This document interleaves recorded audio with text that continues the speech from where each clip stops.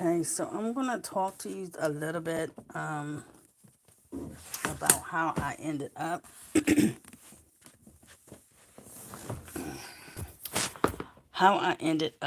in foster care.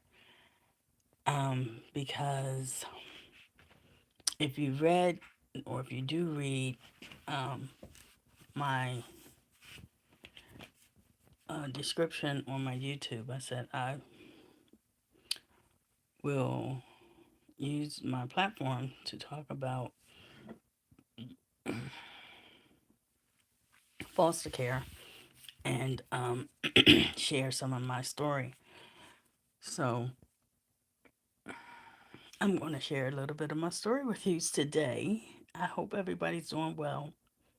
So, welcome back to my channel, guys, and welcome back to In the Minds of Cece. So, we're talking about today foster care and how I ended up in foster care. So,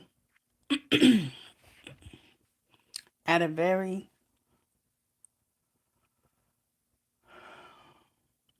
young age, um, my parents, my mom's no longer here. God rest her soul. My father is. Um, they was two parents who provided the best way they could for their children. And my father truly, Robert, truly is a bread, was the breadwinner of the family, and is a strong, still strong um, man who knows how to work. He has a very good work ethic. I think that's where I take mine from. But let me go ahead and just share a little bit about how I got into foster care. So between the two, my mom and dad, um, life wasn't grand for me and my siblings when we were coming up. Um, we didn't have the name brand, you know, designer clothes and stuff like that. But we had clothes, and there was always food on the table, and we was brought up to attend school and go to school. But along the way of us coming up, um, my mom, who was a very strong, heavily drinker, alcoholic, um, started dropping the ball when it came to being a parent. Now, let me say this, because I don't want no one to get misconstrued. You can drop the ball as a parent, but you can also go ahead back and pick it up and start dribbling and making baskets throughout life. But when you drop the ball and you don't go back and pick it up and you just forget about the game, meaning you just forget about your children, then that's a problem. With her alcoholism, it became a problem. She was a very heavily drinker, and she needed treatment. But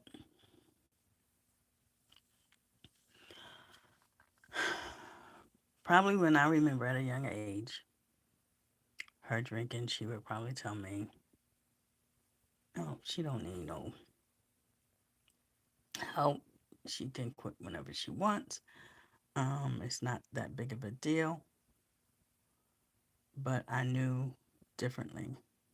I saw differently. So When my mom couldn't adequately do her parenting skills, and my dad was always, you know, working, and then at points in times, my dad was probably doing his own thing too.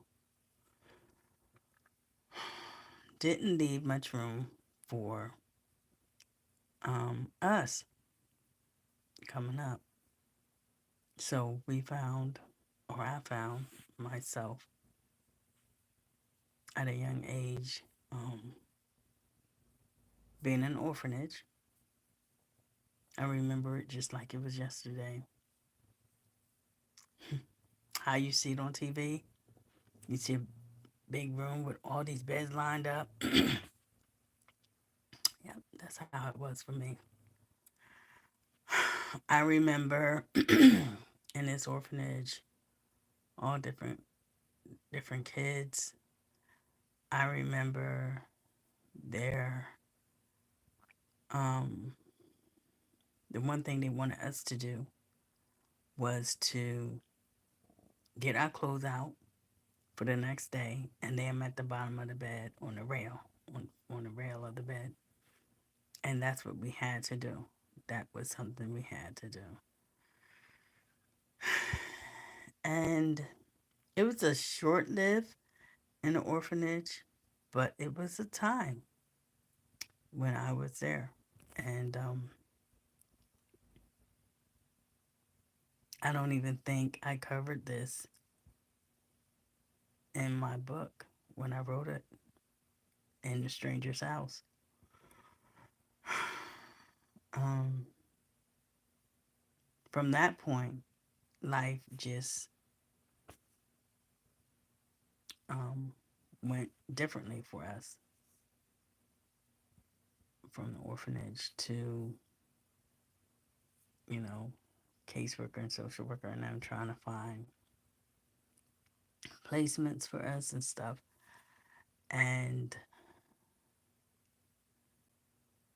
I remember the feeling of wondering, like, why is this happening to me?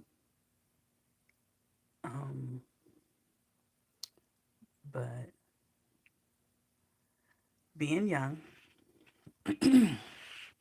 I just kept my thoughts to myself and went through whatever formality I had to.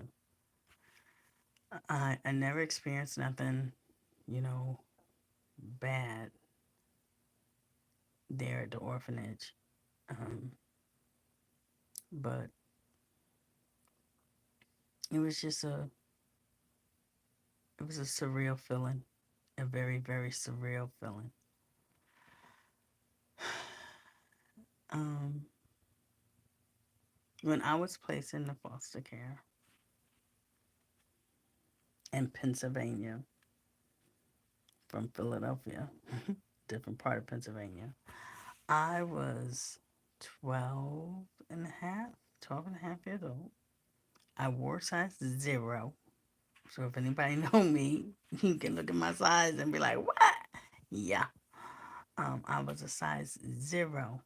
And at that age, 12, wow. But I remember when I stepped foot into Betty Davis Johnson house, and it was just me and my bag full of clothes. And I was scared but happy that somebody wanted to take care of me, wanted me.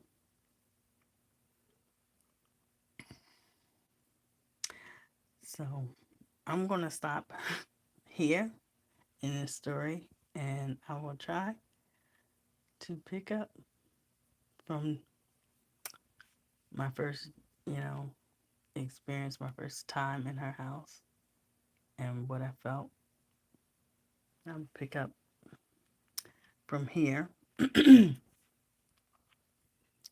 um, tomorrow.